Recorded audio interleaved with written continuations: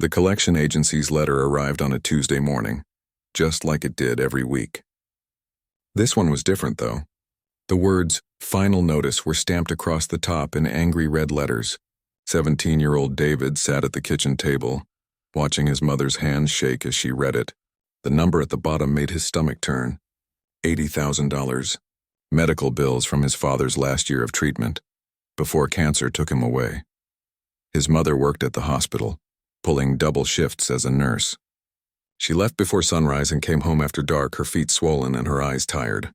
David knew she was doing everything she could, but it wasn't enough. It was never enough. The apartment they lived in wasn't much, just 2 small bedrooms in an old building on the east side of town. The walls were thin enough to hear their neighbors arguing, and the heater barely worked in winter. But it was home. It was where his father had taught him to ride a bike in the parking lot, where they'd celebrated birthdays with homemade cake, where his father had brought home that old piano 5 years ago. David remembered that day clearly. His father had found it at a pawn shop, scratched and worn but still working. He'd used his birthday money to buy it, grinning like a kid on Christmas morning. "Music heals the soul, son," he'd said, running his fingers across the yellowed keys. "Even when everything else falls apart, you'll always have this." Now that piano sat against the living room wall, slightly out of tune but still David's most prized possession. After his father died, he'd spent hours teaching himself to play. YouTube videos became his teachers. He'd watch tutorials late into the night, practicing quietly so his mother could sleep. The piano became his escape, his therapy, his way of staying connected to his father. At Lincoln High School, David kept his head down. He wore the same 3 shirts on rotation, washed thin from too many cycles. His sneakers had holes in them that he tried to hide by walking carefully. Lunch was usually just rice or noodles he brought from home in an old container. The other kids noticed. They always noticed. "Hey, concert pianist," a voice called out one day in the cafeteria. It was Trevor, whose father owned a chain of car dealerships. He sat with the popular kids, the ones with new phones and designer backpacks. "When's your big debut? Carnegie Hall?" The table erupted in laughter. David pretended not to hear, focusing on his food. But Trevor wasn't done. "I'm serious, man. You really think you can make it as a musician? My dad knows people in the industry. They don't hire people who learned from YouTube." More laughter. "You need real training, real connections, real money." The words stung because they were true. David knew the odds. He'd looked into music schools, dreamed about programs at Juilliard or Berkeley. The tuition costs alone were enough to make him close his laptop. Even community college seemed impossibly far away. How could he think about his future when they might not have a home next month? That Friday, everything got worse. David came home from school to find a notice taped to their apartment door. Orange paper, impossible to miss. His heart sank before he even read the words. Eviction notice. They had 30 days to pay 3 months of back rent, $4,500, or they'd be out on the street. He tore the notice down before his mother could see it, but he knew she'd find out soon enough. The landlord, Mr. Peterson, would make sure of it. He was tired of waiting for his money, tired of excuses. David couldn't blame him. Business was business. That night, his mother came home at 9:30. David had tried to make dinner, just spaghetti with sauce from a jar, but it was something. She smiled when she saw it, that tired smile that never quite reached her eyes anymore. They ate in silence, the weight of unspoken worries filling the small kitchen. After dinner, David showed her the notice. He couldn't hide it. She needed to know. Her reaction was worse than he'd imagined. She didn't cry or yell. She just sat there staring at the orange paper, her shoulders slowly slumping forward. Then quietly the tears came. Not loud sobs, just silent streams running down her cheeks as she covered her face with her hands. "Mom, we'll figure it out," David said, though he had no idea how. "I can get a job. I can drop out and work full-time." "No," she said firmly, wiping her eyes. "You're finishing school. Your father would never forgive me if I let you throw away your education." She took a shaky breath. "I'll pick up extra shifts. Maybe I can ask for an advance on my paycheck." But David knew the math didn't work. Even with extra shifts, even with him working part-time, they couldn't make that kind of money in 30 days. Not while keeping up with their other bills. Not while trying to chip away at the massive debt that loomed over them like a dark cloud. That night, David couldn't sleep. He sat at the piano playing softly, letting his fingers wander across the keys. He'd been working on his own composition, something he'd been too embarrassed to show anyone. It was rough, unprofessional, nothing like the classical pieces real pianists played, but it meant something to him. He called it Tomorrow's Light, inspired by something his father used to say during the hardest days of his treatment. Tomorrow's always got a chance to be better, son. We just have to make it there. The music flowed from somewhere deep inside him, a mix of sadness and hope, loss and determination. He didn't read from sheet music because he couldn't afford lessons to learn how to read it properly. He just played what he felt, let his emotions guide his hands. Maybe that made him a fake, like Trevor said. Maybe real musicians would laugh at his technique. But in those moments at the piano, none of that mattered. The next morning, David did something he rarely did. He opened his laptop and started searching for solutions. Scholarships, grants, emergency assistance programs. Most had already passed their deadlines. Others required things they didn't have, proof of income that made them ineligible, or waiting periods that stretched months into the future. He was about to give up when he saw it. A post on the community bulletin board website. The Grand Riverside Hotel was hosting their yearly charity gala. They were looking for performers, unknowns who wanted a shot at the big stage. There would be auditions. The winner got $5,000 and a spot performing at the event in front of the city's wealthiest donors and business owners. $5,000. Enough to stop the eviction, maybe even enough to start paying down some of the medical debt. David's hands hovered over the keyboard as he read the details. Auditions were in 3 weeks. Entry fee was $200. Applicants needed to submit a recorded demo of their performance. $200.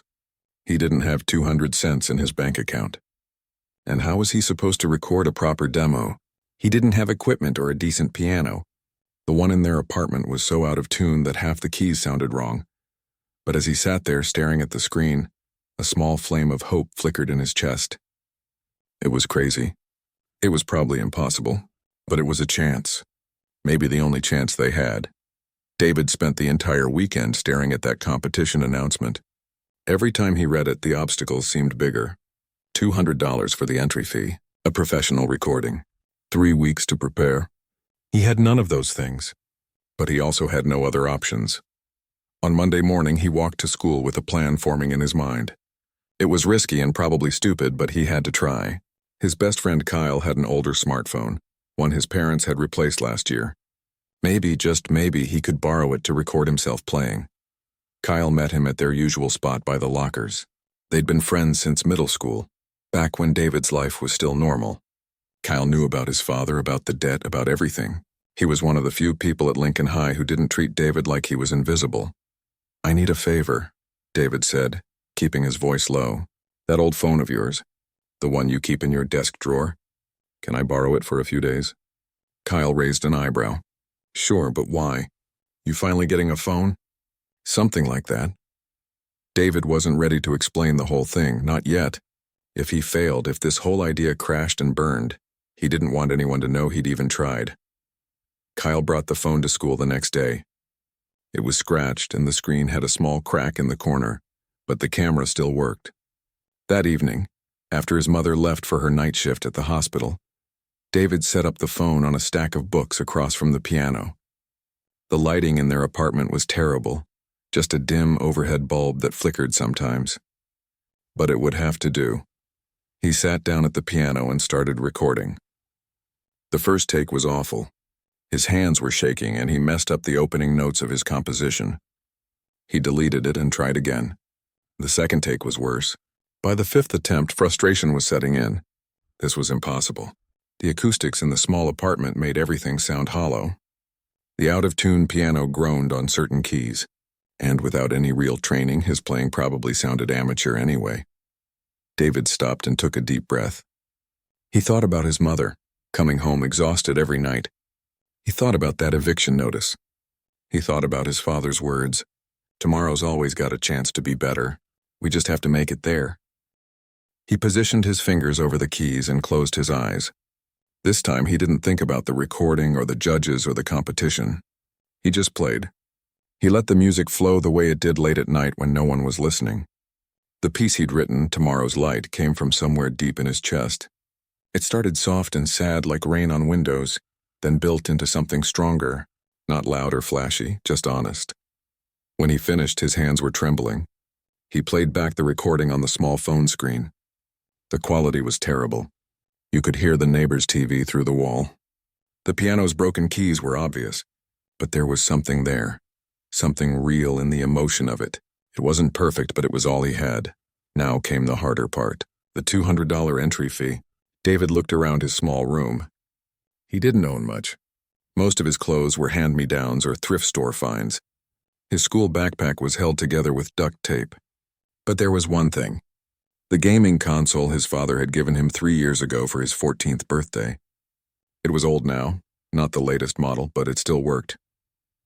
The next day after school, David took the bus across town to the pawn shop on Riverside Avenue, the same shop where his father had bought the piano. The bell above the door chimed as he walked in, clutching the console and its controllers in a plastic bag. The man behind the counter was older, with gray hair and reading glasses perched on his nose. He looked up from his newspaper. "Help you? I want to sell this."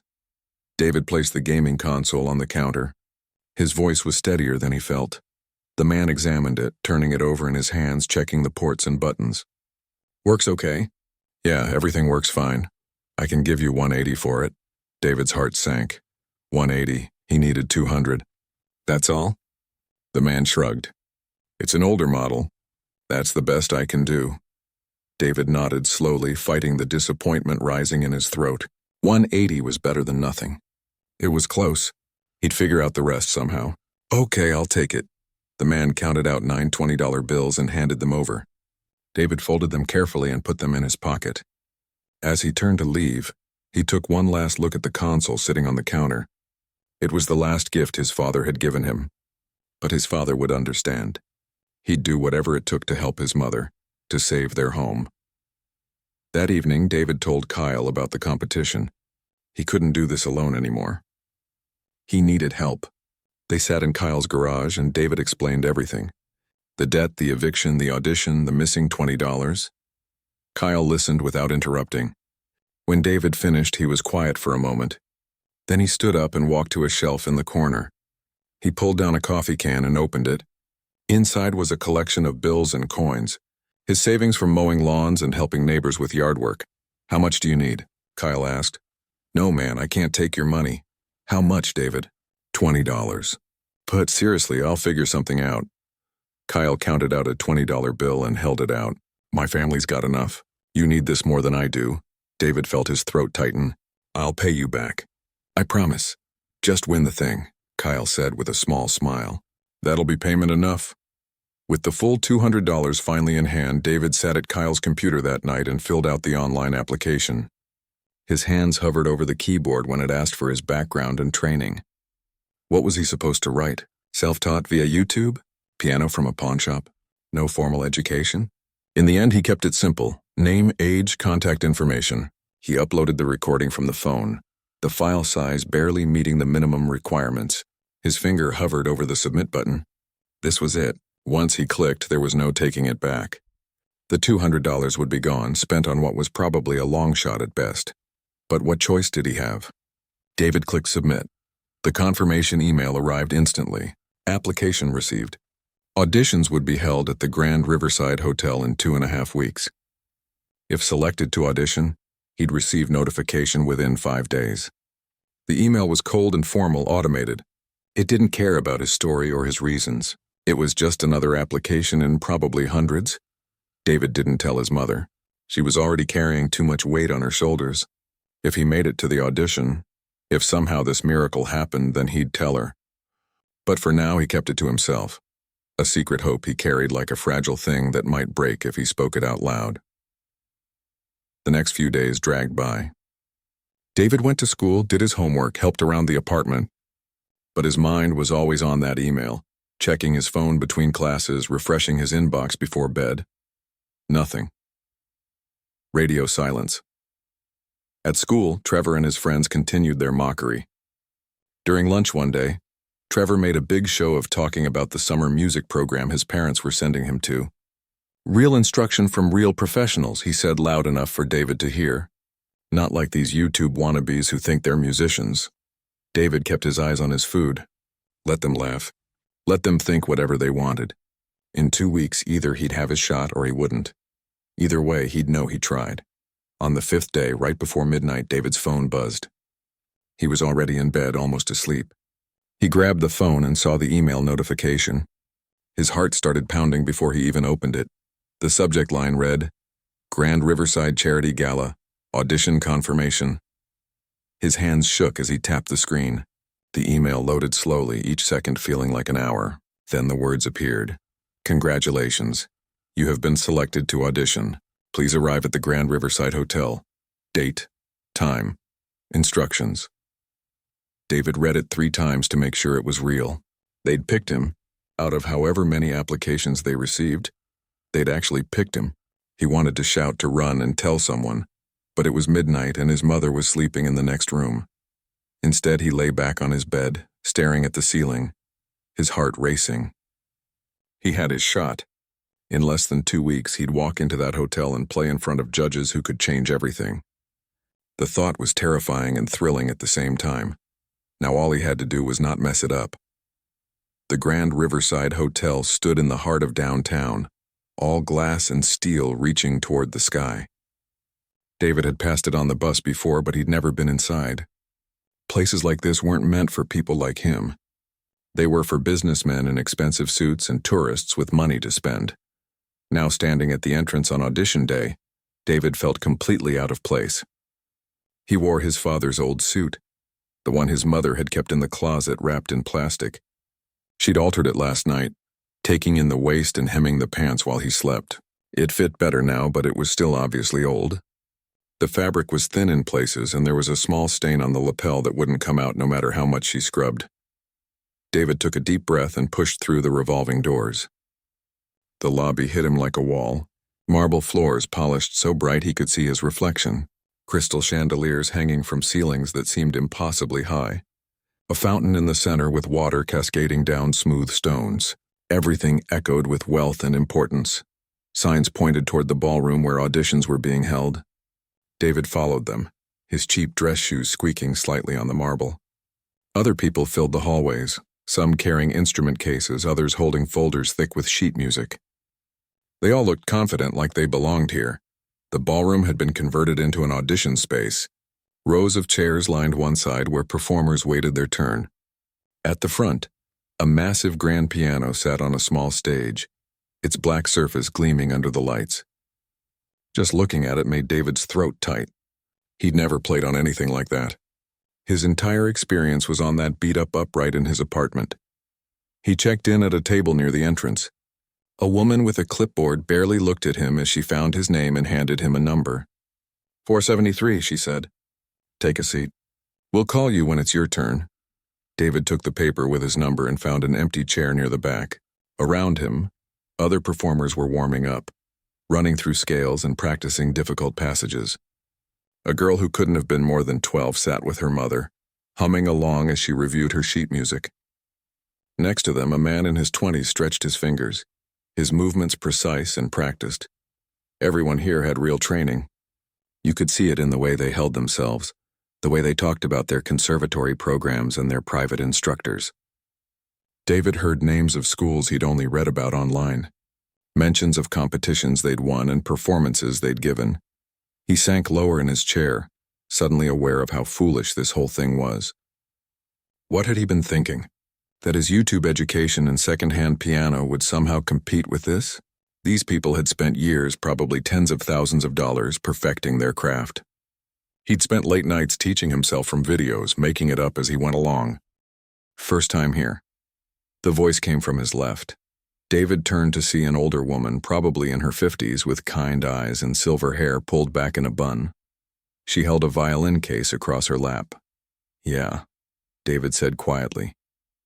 Is it that obvious? She smiled. You've got that look, like a deer in headlights, don't worry.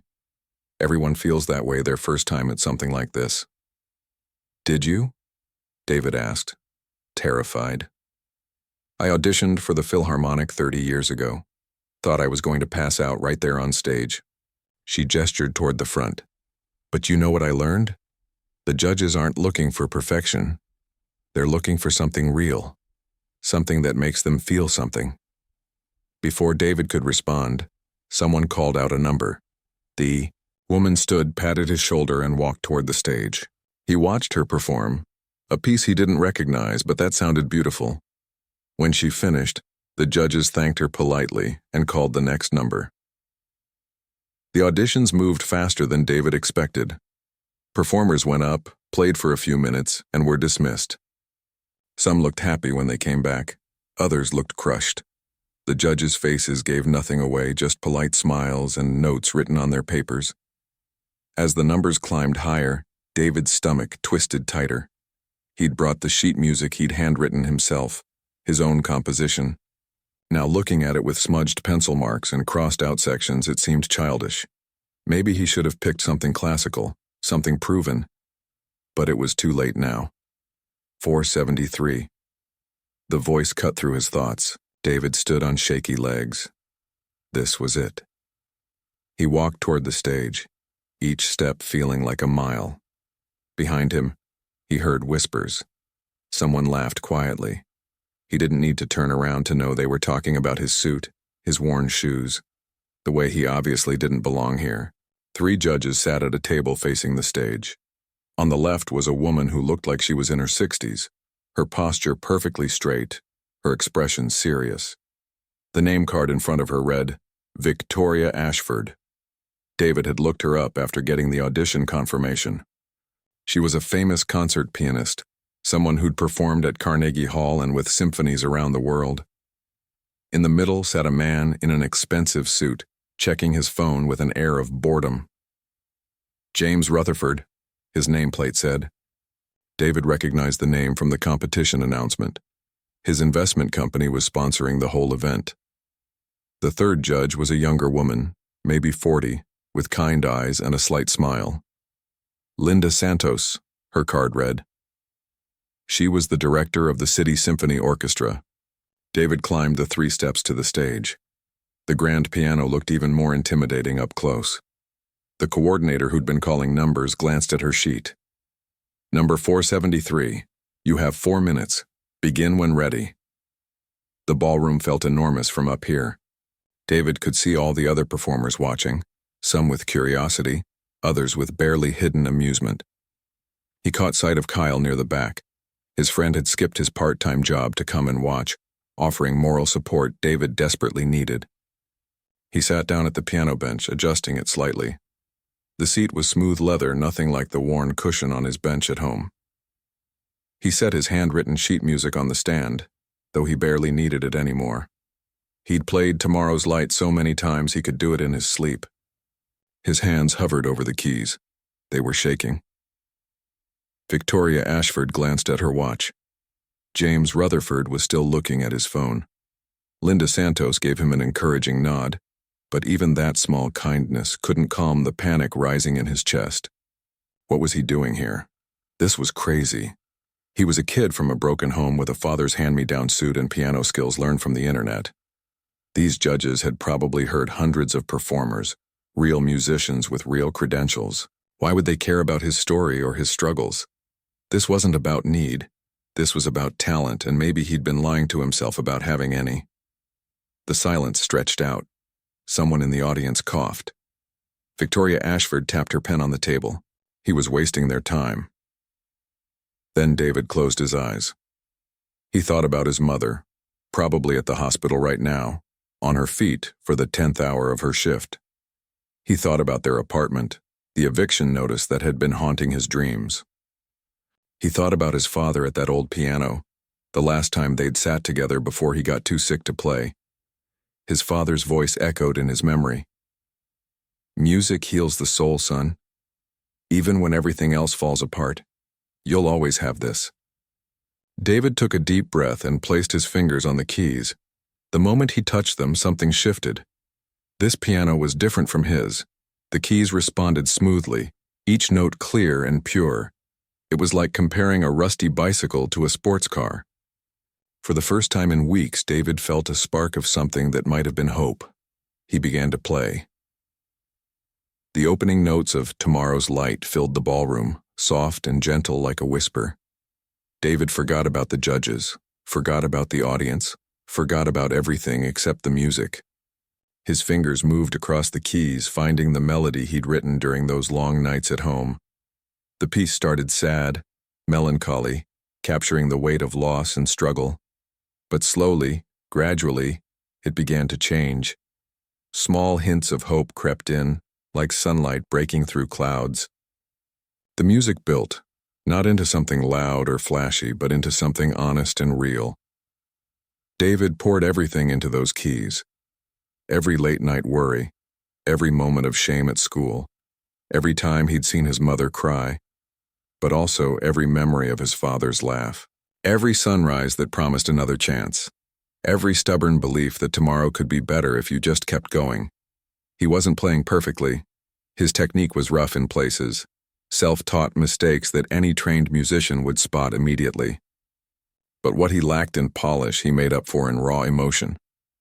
This wasn't music from a conservatory. This was music from the heart, from someone who needed it to survive. As David reached the final section, building toward the ending, something strange happened.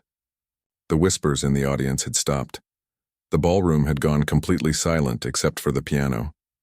He opened his eyes just slightly and saw Victoria Ashford leaning forward in her chair. James Rutherford had put down his phone. Linda Santos had her hand pressed to her chest. David played the last notes, letting them fade into silence. The final chord hung in the air for a moment, then disappeared. He lifted his hands from the keys and sat perfectly still, afraid to move, afraid to break whatever had just happened. The silence continued. No one spoke. No one moved. Then Victoria Ashford did something that surprised everyone in the room. She removed her glasses and wiped her eyes. The silence in the ballroom felt like it lasted forever. David sat frozen at the piano, his hand still trembling slightly from the performance. Victoria Ashford dabbed at her eyes with a tissue, then cleared her throat. James Rutherford sat back in his chair, studying David with an expression that was impossible to read. Linda Santos was smiling, but it was the kind of smile that held back tears. "Where did you train?" Victoria's voice cut through the quiet, strong despite the emotion David had just seen on her face. The question hit him like a physical thing. This was it, the moment where he'd have to admit the truth. "I didn't," David said, his voice barely above a whisper. "I taught myself, from videos, online tutorials." Victoria leaned forward. "You're self-taught?" "Yes, ma'am." "And that piece you just played, who composed it?" David's throat felt dry. "I did. I wrote it myself." A murmur rippled through the waiting performers. Someone laughed in disbelief. James Rutherford set down his pen and really looked at David for the first time. "You wrote that? That entire composition?" "Yes, sir." "How long have you been playing?" Linda asked, her voice gentle. "About 5 years. My father bought me a piano before he passed away. I've been teaching myself since then." Victoria exchanged glances with the other judges. "What's the piano like? The one you practice on?" David hesitated. This felt like a trap, but he'd already come this far. "It's old, from a pawn shop, pretty beat up. Half the keys don't tune right anymore." "And you learned to play like this on that piano?" Victoria's tone wasn't mocking. It was something else. "Astonishment, maybe. It's all I have," David said simply. James Rutherford leaned forward now, his business-like demeanor shifting into something more curious. "Why are you here? What made you audition for this?" This was the question David had been dreading. He could lie, make up something about following his dreams or pursuing his passion. But sitting there on that stage, having just poured his entire heart into those keys, lying felt impossible. "My mother and I are about to lose our apartment," he said quietly. "We got an eviction notice. We have medical debt from my father's cancer treatment, $80,000. I saw this competition and the prize money, and I thought maybe if I could win, I could help her. I could stop us from ending up on the street." The ballroom had gone completely silent again. Even the other performers had stopped their whispering. David felt exposed, vulnerable, like he'd just stripped away every protection he had. But there was also something freeing about it. These people could judge him for his circumstances if they wanted. At least they'd know the truth. Victoria stood up from her chair. "Would you excuse us for a moment? We need to confer." David nodded and stood from the piano bench. His legs felt weak as he walked down the stage steps. Kyle caught his eye from the back and gave him a thumbs up, but David couldn't tell if that meant it went well or if Kyle was just being supportive. He returned to his seat, and the next number was called. A young woman in an elegant dress took the stage and began playing a complex classical piece. She was technically brilliant, hitting every note perfectly, but after what had just happened, the music felt cold somehow, mechanical. David watched the judges.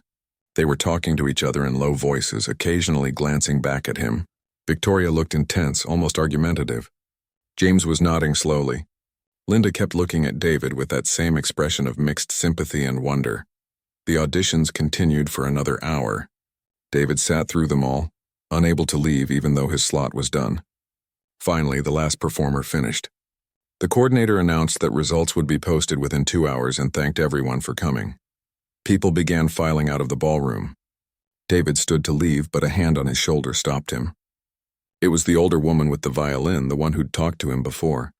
"That was extraordinary," she said. "I've been doing this for 30 years and I've never heard anything quite like that. Whatever happens, you should be proud." "Thank you," David managed.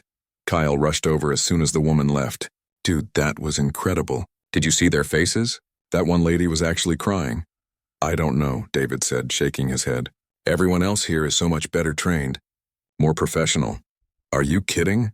You had the whole room silent. "That girl after you was technically perfect and nobody cared because they were still thinking about your performance." David wanted to believe him, but the weight of reality was settling back in. Even if he'd impressed the judges, there were rules. There had to be. Places like this probably had preferences for trained musicians, people with credentials and proper backgrounds. Not YouTube-taught kids with sad stories. They waited in the lobby for the results. Minutes crawled by like hours. Other performers gathered in small groups, some confident, others nervous. David noticed Trevor from school standing near the fountain with his parents. Of course Trevor had auditioned. His father had probably paid for top-tier coaching. Trevor saw David and walked over, his expression unreadable. "Hey, I didn't know you were auditioning." "Yeah, well, here I am," David said, trying to keep his voice neutral. "I heard you play." Through the door. Trevor paused, looking uncomfortable. "It was really good, man." "I mean it," David blinked, surprised. "Thanks. Look, I've been kind of a jerk to you at school. About the music thing and everything else. That was wrong." Trevor glanced back at his parents, then at David. "I hope you make it. You deserve it more than most people here." Before David could respond, Trevor walked back to his family. Kyle whistled low. "Did that really just happen?" "I think so," David said, still processing. The coordinator emerged from the ballroom with a sheet of paper. She taped it to a board near the entrance. Immediately, a crowd swarmed around it. David hung back, suddenly too afraid to look. What if his number wasn't there? What if this whole thing had been a waste? "Come on," Kyle said, pulling him forward. They pushed through the crowd until they could see the list. 10 numbers. 10 performers selected to appear at the gala. David scanned the list once, didn't see his number, and felt his heart drop.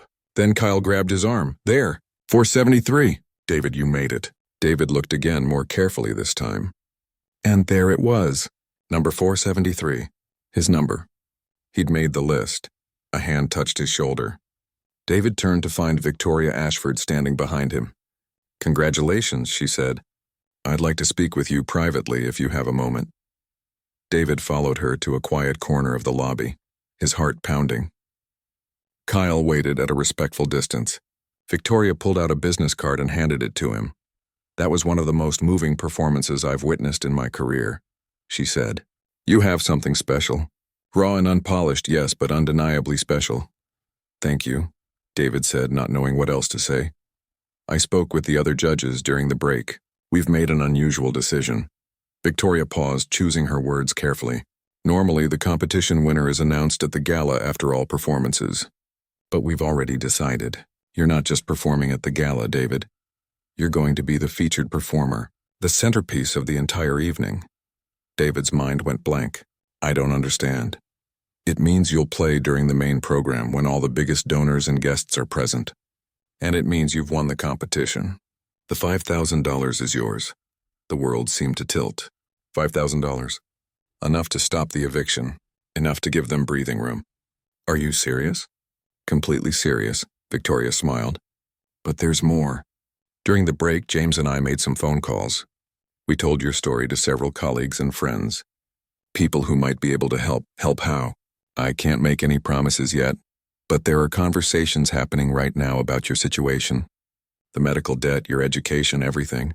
James's investment firm has a charitable foundation. They're very interested in your case. David felt tears burning his eyes and fought to keep them back. Why would you do this? Because talent like yours doesn't come along often. And because everyone deserves a fair chance. Victoria's expression softened. What you did up there today wasn't just playing piano. You told a story. You made people feel something real. That's what music is supposed to do. And you did it without years of expensive training or prestigious schools. That's remarkable. She handed him another card. This is my personal number. Call me tomorrow. We have a lot to discuss about your future. Victoria walked away, leaving David standing there holding 2 business cards and trying to process what had just happened. Kyle appeared at his side, his eyes wide. Did she just say what I think she said? David nodded slowly. I think I just won. We need to tell your mom. Right now. They practically ran from the hotel, David clutching the business cards like they might disappear if he let go. On the bus ride home, reality started to sink in. $5,000. Featured performer at the gala. People making calls about helping with the debt. It was too much. Too good. Things like this didn't happen to people like him. But Victoria's business card was real in his hand. The results list had his number on it. This was actually happening. When they reached his apartment building, David's hand shook as he unlocked the door. His mother was home early, sitting at the kitchen table with bills spread in front of her. She looked up as he entered, her expression tired and worried. Mom, David said, his voice cracking. I need to tell you something. She stood up, fear crossing her face. What's wrong? Nothing's wrong. Everything's right. The words tumbled out. I entered a piano competition. I auditioned today. And I won. $5,000. We can pay the rent. His mother stared at him, not comprehending at first. Then slowly her hand went to her mouth. What? I won, Mom, and there's more. They might be able to help with Dad's medical bills. There's people making calls right now. She crossed the room in 2 steps and pulled him into a hug so tight he could barely breathe. Her shoulders shook as she cried, but this time they weren't tears of despair. They were something else entirely. David called Victoria the next morning, his hands sweating as he dialed the number on her card. She answered on the second ring and asked him to meet her at a cafe downtown that afternoon. When he arrived, she wasn't alone.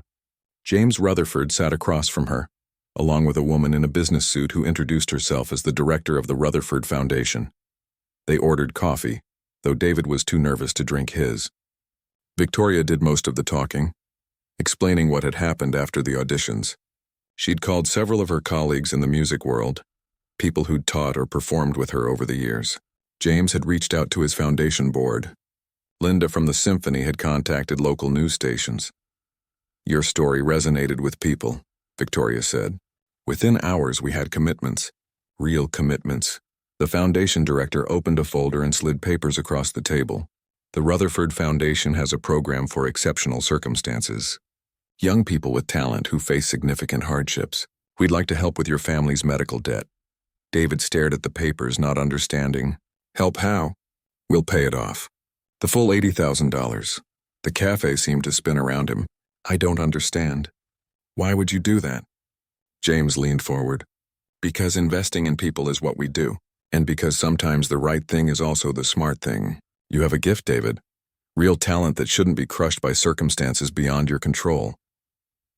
There's more, Victoria added. I teach at the Riverside Conservatory. It's one of the top music schools in the state. I'd like to offer you a full scholarship. Tuition, books, everything covered. You'd study piano performance, music theory, composition. All the training you've missed. David couldn't speak. His throat had closed up completely. This wasn't real. Things like this didn't happen to kids from the East Side who taught themselves piano from YouTube videos. I know it's a lot to process, Victoria said gently. You don't have to decide right now. Think about it. Talk to your mother. But the offer stands. They spent another hour discussing details. The gala was in 5 days. David would perform his composition as the featured act. A professional videographer would record it. The foundation would handle the paperwork for the debt relief, working directly with the hospital and collection agencies. The conservatory enrollment could start next semester if David accepted. When David finally left the cafe, he walked in a daze. He stopped at the hospital on the way home, finding his mother on her break in the staff cafeteria. She looked exhausted as always, her scrubs wrinkled from a long shift. When he told her everything, she cried again, but this time she was smiling through the tears. Your father would be so proud, she whispered. He always knew you were special. The next few days passed in a blur. Word spread at school faster than David expected. By Monday morning, everyone knew about the competition. Trevor approached him in the hallway, genuinely congratulating him this time. Other students who'd never spoken to him before suddenly wanted to be friends. The attention was uncomfortable, but David tried to be gracious about it. Kyle stayed by his side through it all, helping him practice and keeping him grounded when the pressure felt overwhelming. Don't let it go to your head, Kyle joked. You're still the same guy who ate ramen for lunch every day last week. The night before the gala, David couldn't sleep. He lay in bed staring at the ceiling, running through tomorrow's light in his head. What if he messed up? What if the audition had been a fluke and he'd embarrass himself in front of hundreds of people?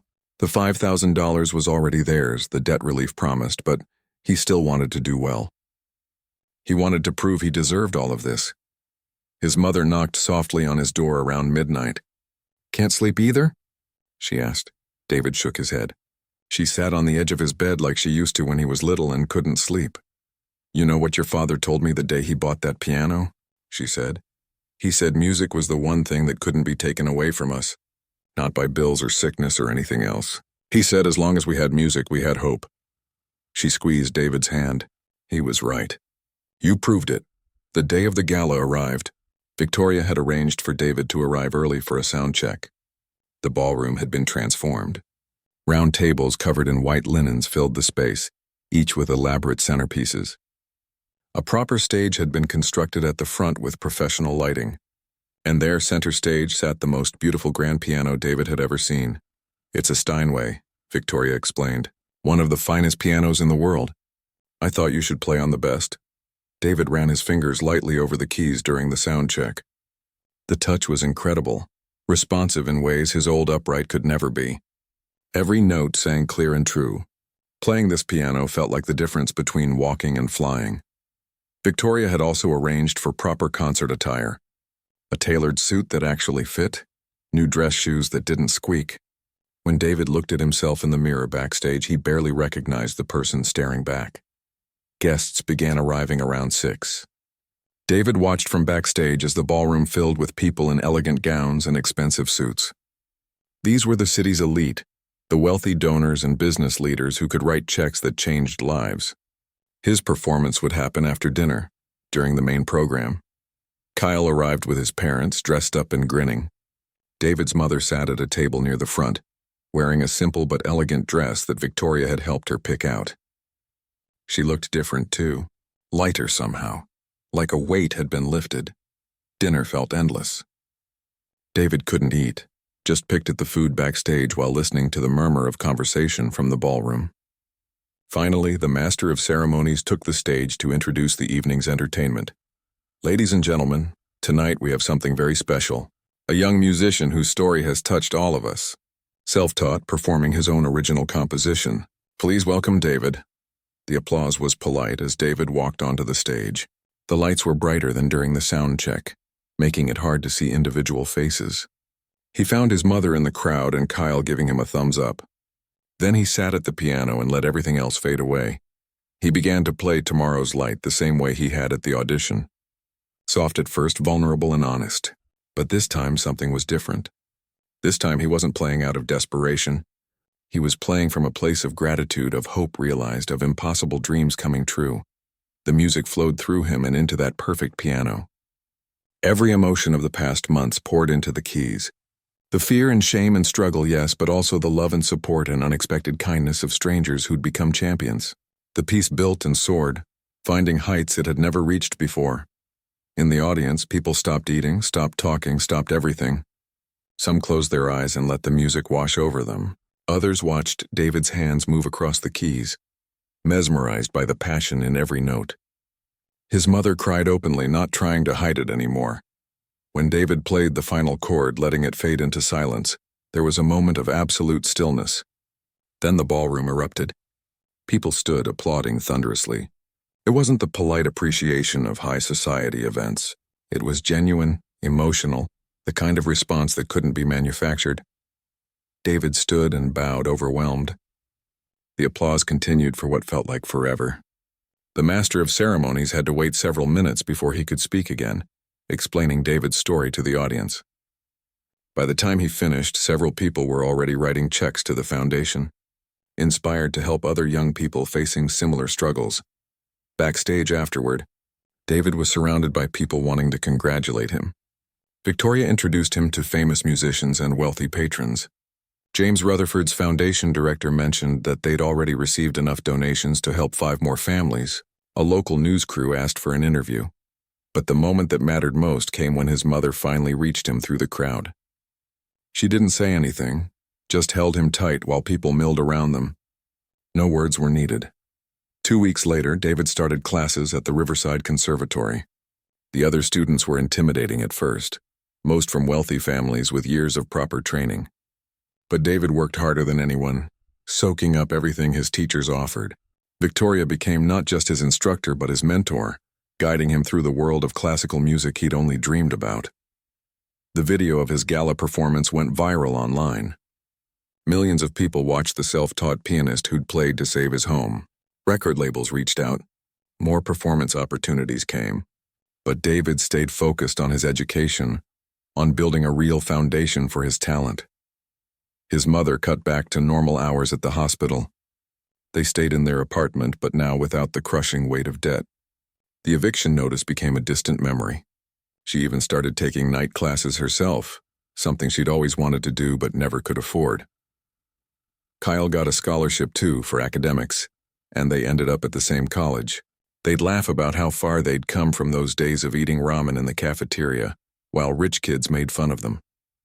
A year after the gala, David gave his first full recital at the conservatory. The auditorium was packed. His mother sat in the front row, beaming with pride. Kyle was there with his family. Victoria watched from the wings, satisfied with her students' progress. David walked onto that stage no longer as a desperate kid trying to save his home, but as a real musician with real training and a real future. He'd worked for every bit of it, proved himself over and over again, but he never forgot where he came from.